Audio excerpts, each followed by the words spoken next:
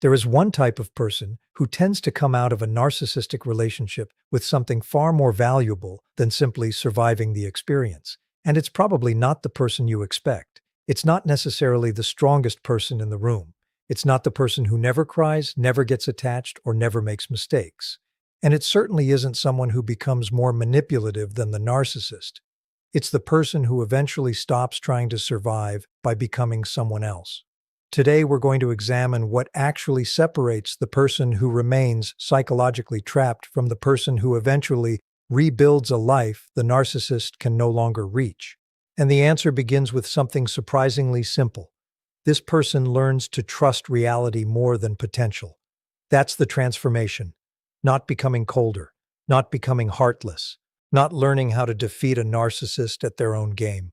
Learning to believe what behavior consistently tells you, even when your heart desperately wants the story to be different. Because one of the most powerful traps in a narcissistic relationship is the gap between who someone repeatedly shows themselves to be and who you believe they could eventually become. You see the potential. You remember the good moments. You remember how attentive they were in the beginning. You remember the conversations that felt unusually deep. You remember the moments when they seemed vulnerable, affectionate, even completely devoted. And because those moments were real experiences, you begin building a future around them. You think, maybe that's the real person underneath everything. Maybe if they heal. Maybe if they understand. Maybe if I communicate differently. Maybe if I become more patient. Maybe if they finally realize how much I love them. But the person who eventually survives psychologically learns one of the hardest lessons imaginable. Potential is not a promise, and memories are not evidence of current character. Someone can have beautiful qualities and still repeatedly behave in destructive ways. Someone can love you in certain moments and still be incapable of maintaining a healthy relationship. Someone can have trauma and still be responsible for how they treat you. Someone can have reasons for their behavior without those reasons becoming excuses for it. This is where reality begins replacing fantasy. And that process can be painful because fantasy isn't always an obvious lie. Sometimes fantasy is simply hope attached to isolated evidence. You remember the one time they sincerely apologized. You remember the weekend when everything felt perfect. You remember the moment they told you that nobody had ever understood them like you did. And your mind uses those moments as evidence that the relationship can return to what it once was. But the person who survives eventually asks a different question. Was that moment the pattern, or was it the exception? That single question can change everything, because healthy relationships are built on patterns, not isolated performances, not occasional grand gestures, not intense reconciliations after destructive arguments, patterns, consistency, respect, accountability, emotional safety. And this is where the person who survives begins developing something that is far more powerful than emotional toughness: discernment. Discernment means you don't automatically believe every accusation, but you also don't automatically dismiss every concern. You don't assume every conflict means abuse, but you don't excuse repeated disrespect because you're afraid of being unfair. You don't label every difficult personality narcissistic, but you also don't keep explaining away the same destructive behavior forever. You observe. You compare words with actions. You notice patterns. And most importantly, you allow yourself to update your understanding when new information appears. This is something narcissistic dynamics can make extremely difficult because they often create confusion around your own perception. One day you're told you're too sensitive, the next day you're told you're too cold, then you're accused of being selfish for setting a boundary, then you're accused of not caring because you refuse to accept disrespect. Eventually, you can become so focused on figuring out which version of yourself they're demanding that you forget to ask whether their demands are reasonable in the first place. The person who survives eventually stops playing that game. They stop asking, which version of me would make this person happy? And start asking, can I be myself in this relationship without constantly being punished for it? That question is incredibly revealing. Because if maintaining peace requires you to constantly suppress your needs, monitor someone else's mood, avoid certain topics, apologize for things you didn't do, or abandon boundaries whenever the other person becomes upset, then the relationship isn't producing genuine peace. It's producing compliance. And compliance can look like peace from the outside. But internally, you're slowly disappearing. This is why the person who survives isn't necessarily the person who leaves first. Sometimes they stay for a long time. Sometimes they give too many chances. Sometimes they genuinely believe they can fix things. What eventually changes isn't necessarily the amount of pain they're experiencing. It's the amount of reality they're willing to accept. At some point, they stop negotiating with evidence. They stop saying, maybe this time will be different, every time the same cycle repeats. They stop treating promises as proof. They stop allowing apologies to erase patterns. And they stop confusing someone's fear of losing them with genuine willingness to change. That distinction is crucial. Someone can become terrified when you leave. They can suddenly promise everything you've wanted for years. They can become incredibly affectionate. They can say, I'll change. But the person who survives learns to ask, what happens after the crisis is over? Because anyone can promise transformation while they're afraid of consequences. Real transformation has to survive ordinary days. It has to survive frustration. It has to survive disagreement. It has to survive being told no. It has to survive not getting what you want.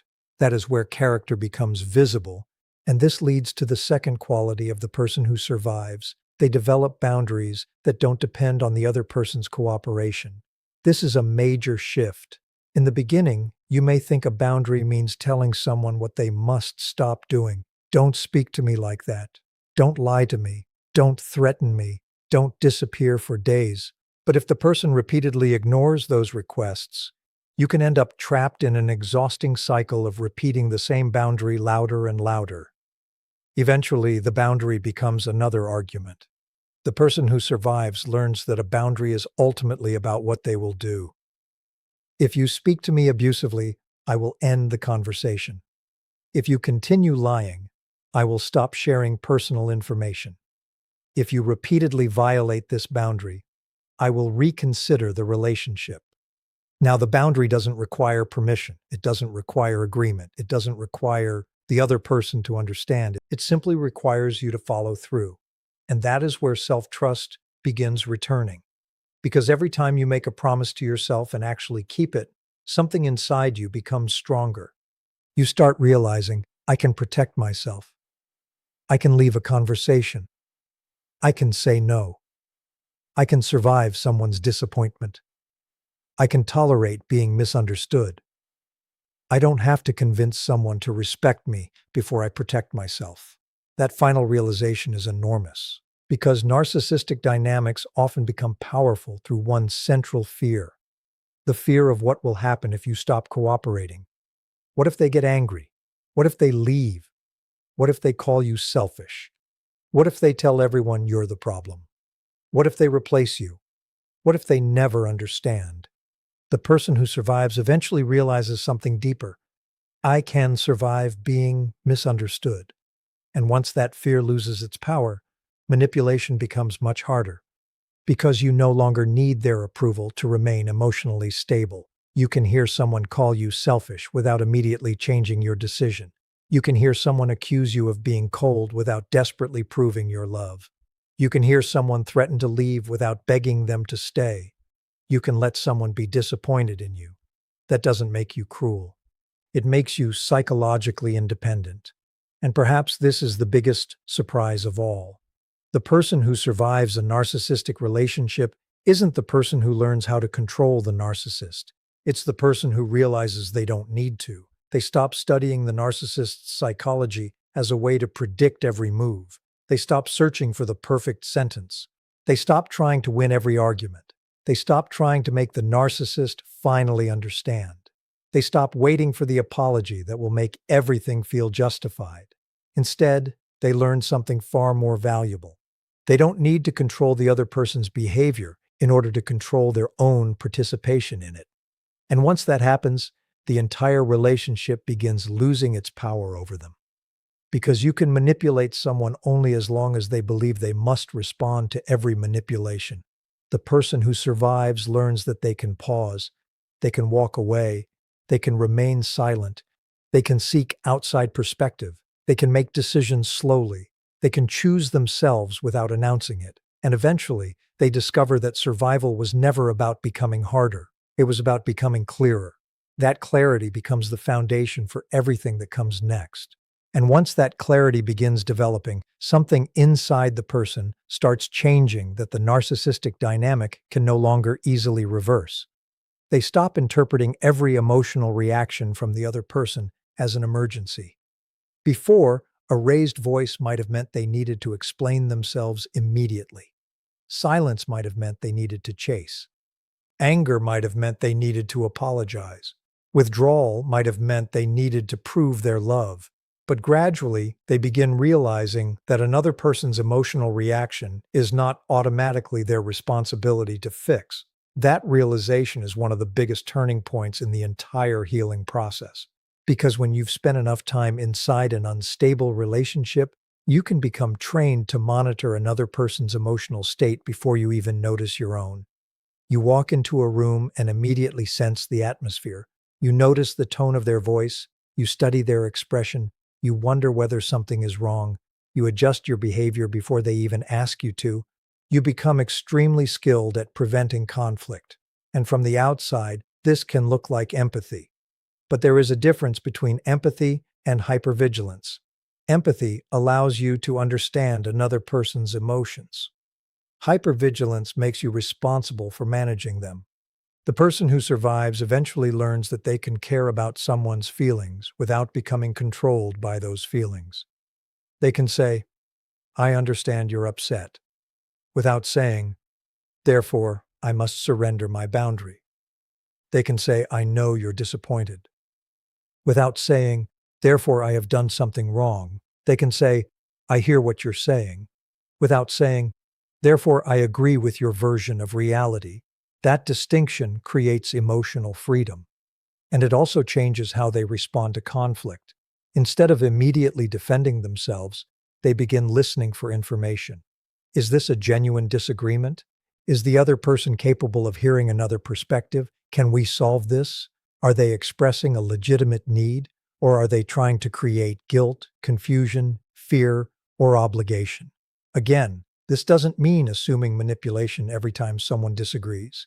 It means becoming capable of evaluating the interaction instead of automatically surrendering to it. And this is where the survivor develops another quality that is often misunderstood: emotional neutrality.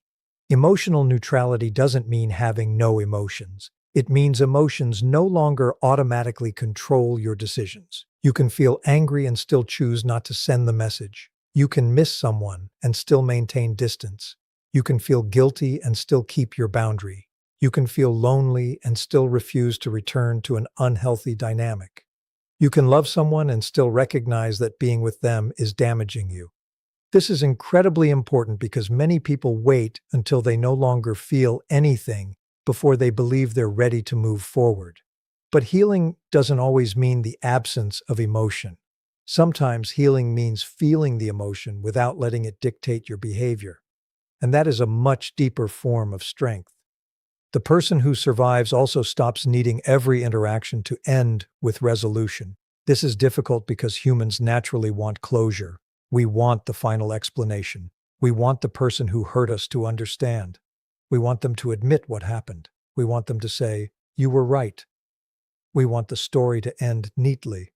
But some relationships don't provide neat endings. Sometimes the other person denies. Sometimes they minimize. Sometimes they rewrite the past. Sometimes they blame you. Sometimes they move on without ever acknowledging the damage. And the person who survives eventually realizes that closure cannot always be received. Sometimes it has to be created. You create closure by accepting that the behavior itself was information. You don't need another confession to confirm what you experienced. You don't need a perfect explanation for why someone behaved badly. You don't need their agreement before deciding that something was unacceptable. And you don't need to keep reopening the wound, hoping the person who caused it will finally explain why they caused it. This is where self-validation becomes powerful. Instead of asking, do they admit what they did? You ask, do I know what happened? Instead of asking, do they regret losing me? You ask, do I regret choosing myself? Instead of asking, will they change? You ask, what has their behavior already shown me? Those questions bring the center of your life back to you. And this is exactly what makes the person who survives different from the person who remains psychologically trapped. The trapped person continues organizing their emotional life around the narcissist's future behavior. Maybe they'll apologize. Maybe they'll come back. Maybe they'll finally understand. Maybe they'll become jealous. Maybe they'll regret it. Maybe they'll treat the next person better. Maybe they'll realize what they lost. Every maybe keeps the door psychologically open. The survivor eventually closes that door without needing to know what happens on the other side. They don't need to predict the narcissist's future. They only need to decide their own. This also changes how they approach future relationships. They don't become suspicious of everyone. They don't assume every confident person is narcissistic. They don't search for hidden manipulation in every disagreement. Instead, they become more interested in consistency. Does this person respect a no? Can they apologize without adding a justification? Can they accept criticism? Can they admit when they're wrong? Do their words match their actions? Do they treat people well when there is nothing to gain? Do they remain respectful when they're angry?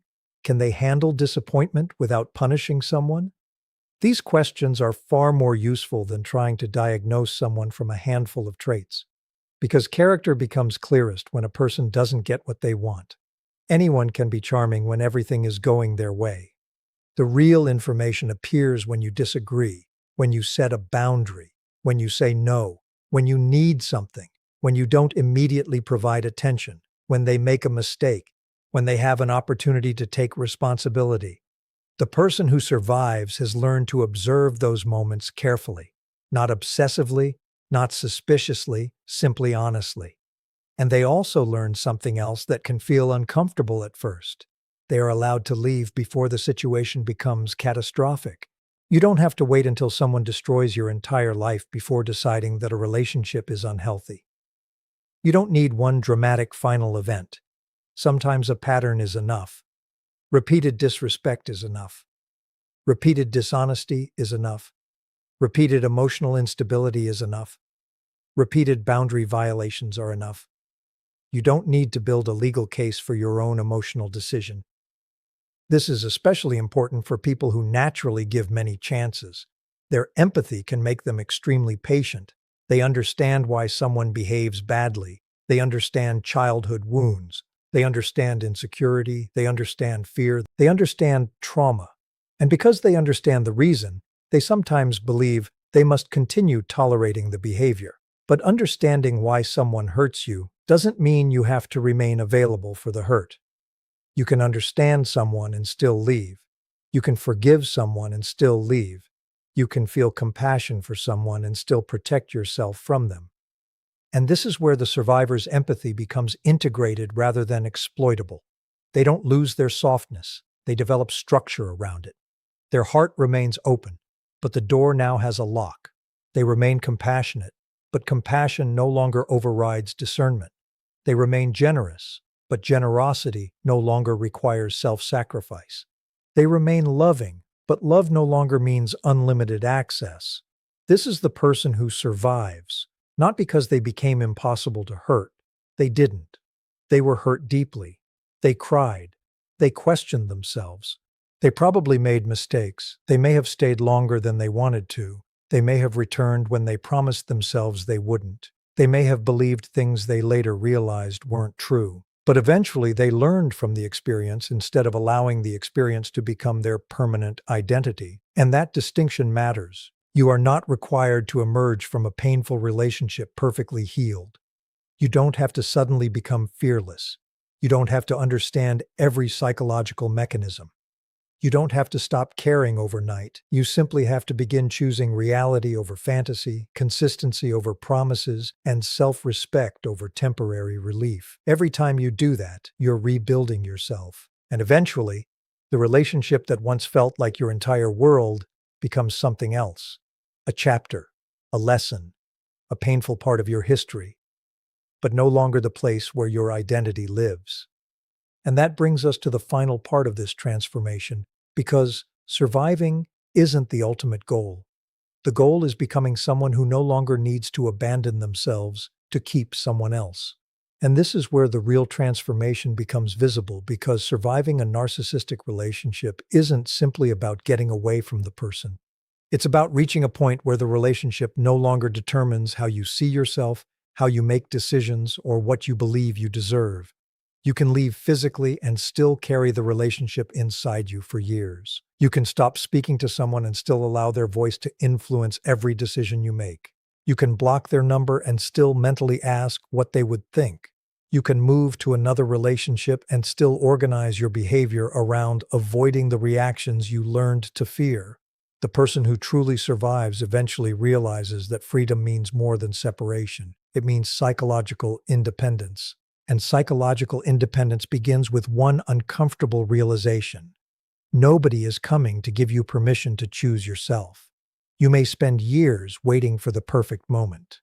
Waiting until they admit what they did. Waiting until they apologize. Waiting until you feel completely confident.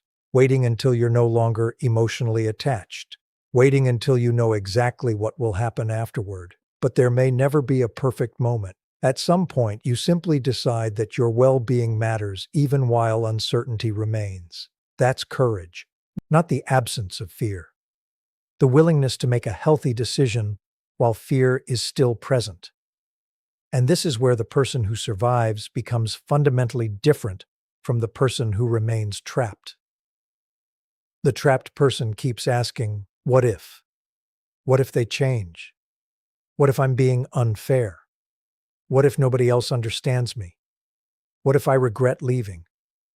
What if they become better for someone else? What if they really did love me? What if I was the problem? The survivor eventually learns to ask a different question. What do I know? I know how I was treated. I know how often my boundaries were crossed. I know how I felt in the relationship. I know what repeatedly happened after promises were made. I know what my body and mind experienced. I know what I need now. That shift from speculation to evidence is incredibly powerful, because manipulation thrives in uncertainty. It becomes much harder to manipulate someone who can calmly separate what they know from what they fear. You don't have to know someone's secret intentions. You don't have to know whether they secretly regret something.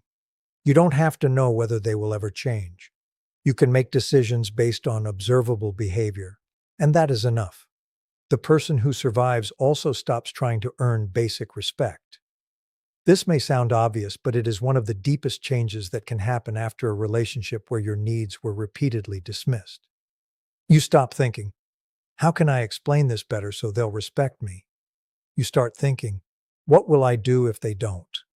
That's the difference between dependence and self-protection. You don't need to convince someone that your boundary is reasonable. You don't need to prove that your feelings are valid. You don't need to win a debate about whether their behavior was technically wrong. Your boundary exists because you have decided what you will participate in. And once you understand this, conflict becomes much less frightening. Someone can disagree with you. Someone can misunderstand you. Someone can become angry. Someone can call you selfish. Someone can decide you're difficult. You can survive all of that. Because one of the deepest fears that keeps people trapped is not actually fear of the narcissist. It's fear of being perceived negatively by the narcissist. What if they think I'm cruel? What if they tell everyone I'm the bad person? What if they say I abandoned them? The survivor eventually understands something profound. Being misunderstood is sometimes the price of refusing to betray yourself. You cannot control the story another person tells. You can only control whether your own behavior matches your values. And if it does, you don't need universal approval. This is also why the person who survives doesn't spend the rest of their life trying to expose the narcissist. They may tell their story when necessary. They may seek support. They may warn someone when there is a legitimate reason to do so. But their life doesn't become a campaign against another person. Because staying obsessed with proving someone is toxic can keep you emotionally connected to them. The ultimate freedom is not convincing everyone that they were wrong. It's no longer needing everyone to agree with you.